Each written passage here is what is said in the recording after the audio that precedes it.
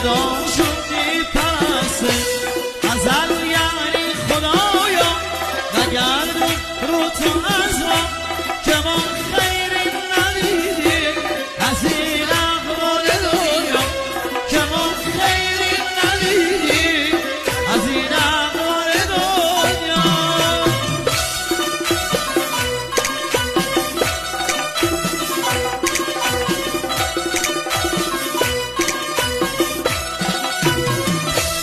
ازل یعنی شبه شبای بی نیازی ازل